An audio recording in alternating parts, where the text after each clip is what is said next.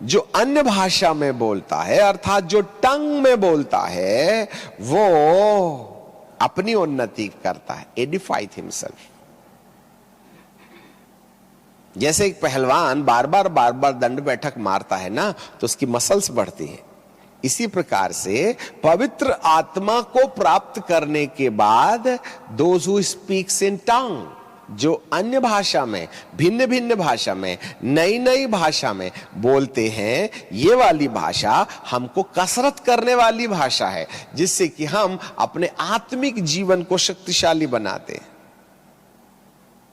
हमने 18 साल से 16 साल से कसरत करना सीखा, हमारी मसल्स आज भी मजबूत है, परंतु बीते कुछ दिनों से हमने कसरत करना बंद कर दिया तो मेरी मसल्स लटकने लगी हैं। और जब तक मैं एक्सरसाइज करता था उस समय तक बिल्कुल हर जगह में मछली निकलती थी, आजकल मछलियां गायब होने लगी है क्योंकि मैंने एक्सरसाइज बंद कर दिया है। ठीक है ना? इसी प्रकार से जो अन्य भाषा में बातें करता है वह अपनी उन्नति, शरीर वाली उन्नति नहीं है, वरन इनर मैन में, जिसमें स्पिरिचुअल मैन, जो हमारे मन को क्षमता देता है, जो हमारे अंतरात्मा में पवित्र आत्मा की सामर्थ्य, बुद्धि को बदलने में ताकत देती है। जिस प्रकार से पवित्र आत्मा ने उन्हें सामर्थ्य दी थी, वो सामर्थ्य है, अन्य भाषा बोलने वाली सामर्थ, वो वाली सामर्थ आपको उन्नति देती है। वंडरफुल। इसलिए यहां पर 1 कुरिन्थियों 14:4 में जिस अन्य भाषा के बारे में इंग्लिश में लिखा है, दोज हु स्पीक्स इन टंग, देखना टंग अंग्रेजी के शब्द को लेके चलिएगा, परंतु जो भविष्यवाणी करता है वह, तो क्या करना चाहिए सर? 14वें पद को पढ़िएगा। यदि आप 1 कुरिन्थियों की किताब के 14वें अध्याय के 14वें पद को पढ़ें तो वहां हमको सलाह दी जा रही है बाबा पौलुस के द्वारा।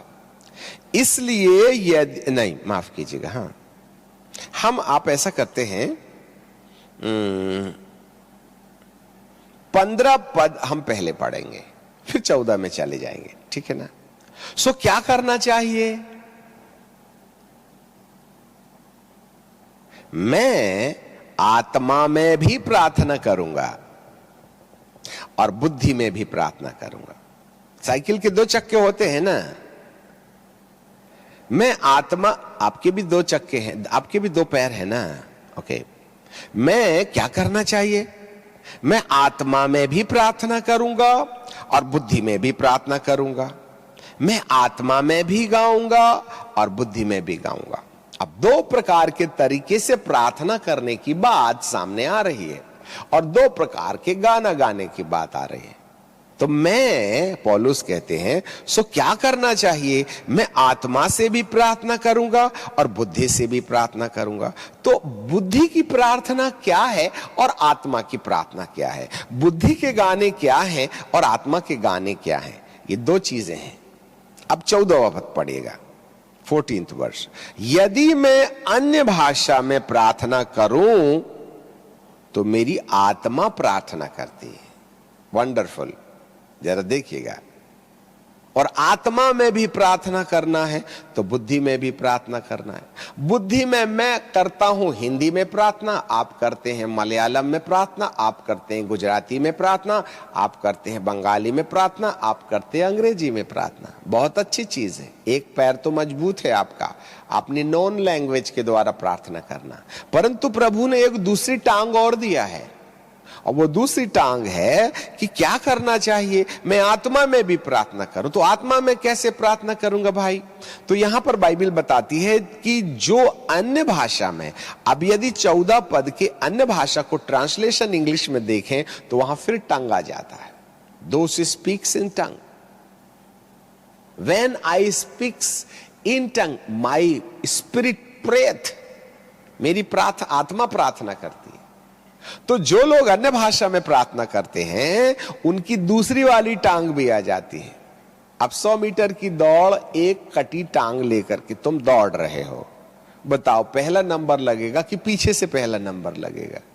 तुम तो 10-20 कदम ही कूद कूद के बंदर जैसे चल पड़ो, तब समझ में आएगा 200 मीटर कैसे जाइएगा।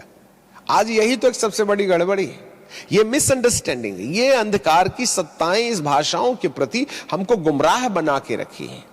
जी हां, इसका मतलब कटे पैर से, एक ही पैर से, एक कटे पैर से 100 मीटर की दौड़ दौड़ने में आप पहला नंबर आने का सपना देखिएगा।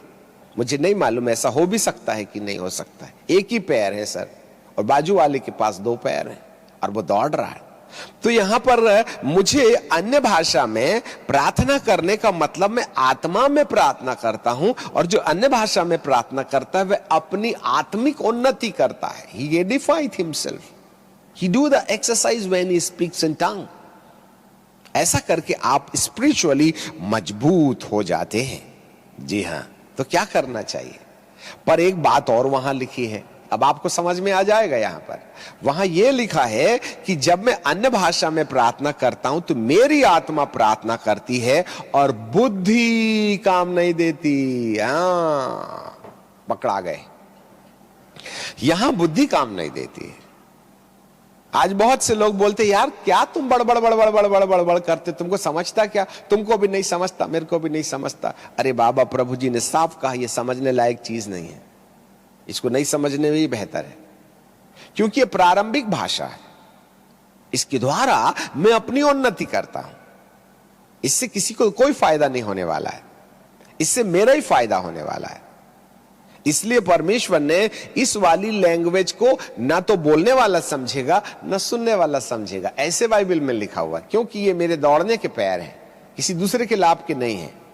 अब मैं यदि आपके लिए दूसरे पद पर चल पड़ूं, 1 Corinthians chapter 14 in verse 2, जो अन्य भाषा में बातें करता है, वहां फिर टंग्स काम में लाया गया है इंग्लिश में। जो अन्य भाषा में बातें करता है वह मनुष्य से नहीं वरन परमेश्वर से बातें करता है। वंडरफुल। आपको परमेश्वर से बात करना है तो अन्य भाषा का सहारा लेना पड़ेगा, और यदि आपको मनुष्य से बात करना है तो हिंदी, मलयालम, अंग्रेजी का सहारा लेना पड़ेगा। यदि कोई अन्य भाषा में बातें करता है तो वह मनुष्य से नहीं करता वरन परमेश्वर से बातें करता है, इसलिए कि उसकी कोई नहीं समझता। एक बात आ गई सामने, जब पति पत्नी एक दूसरे को प्यार करते हैं ना, तो रोड में आई लव यू बोल करके हग नहीं करते, नहीं तो लोग कहेंगे पागल हो गए, इनका सिर खसक गया है ना। और जब लव हो जाता है तो जब कभी भी कोई प्रेमी और कोई प्रेमिका को संदेशा देना चाहता है तो भीड़ भाड़ में थोड़ा इशारों पर चलता है। नहीं, ठीक है, बड़ी आंख मतलब खबरदार, जिससे कि अपना काम भी बन जाता है और बाजू वालों को समझ में भी नहीं आता है। ऐसे ही हमारी जो अन्य भाषा है मनुष्य की आत्मा से सीधे परमेश्वर की आत्मा के साथ बातचीत करने की एक टेलीग्राफिक लैंग्वेज है, जिसको ना मेरी बुद्धि समझती है और ना ही किसी को समझाने की आवश्यकता है, क्योंकि प्रेमी और प्रेमिका के बीच में एक निकटतम संबंध है। आगे चलें, क्या लिखा है? जो अन्य भाषा में बातें करता है वह मनुष्य से नहीं वरन परमेश्वर से बातें करता है, इसलिए कि उसकी कोई नहीं समझता, क्योंकि वह भेद की बातें आत्मा में होकर के बोलता। भेद की बातें, द सीक्रेट। जिसको अन्य भाषा बोलने का आइडिया ही नहीं है तो वह परमेश्वर से कौन सी वाली लैंग्वेज में बात करेगा? आप अंग्रेजी में बात कीजिए, हे प्रभु पावर भेज, तो आपकी प्रार्थना कैन के समान ऊपर जाएगी। शैतान पकड़ के देखेगा, अरे बाप रे बाप, अच्छा फलाना आदमी परमेश्वर से पावर मांग रहा है, चल माल डब्बे में। परमेश्वर के पास हमारी हिंदी पहुंची नहीं, क्योंकि बीच में हवाओं ने कैन की प्रार्थना को दायां बायां कर दिया। ऐसे समय में हमारी नॉन लैंग्वेज जो वो जानता है हमारे परमेश्वर तक पहुंचने से बीच में ही रोक लेता है। और आप कहते हैं, हे प्रभु इतने दिनों से हम प्रार्थना कर रहे हैं, प्रभु आप हमारा जवाब नहीं दे रहे। प्रभु कहते तेरा प्रश्न ही मेरे पास नहीं है तो उत्तर कहां से दे देता? क्योंकि कैन के समान हमारी नॉन लैंग्वेज को अंधकार की ताकतें मध्य आकाश में रोक लेती हैं, याद रखिएगा।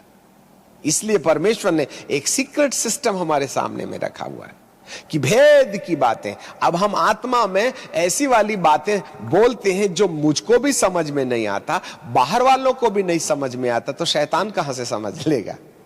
इसलिए अन्य भाषा जो है सीधे डायरेक्ट, जिसको कोई रुकावट ही पैदा नहीं कर सकता, ऐसी वाली लैंग्वेज है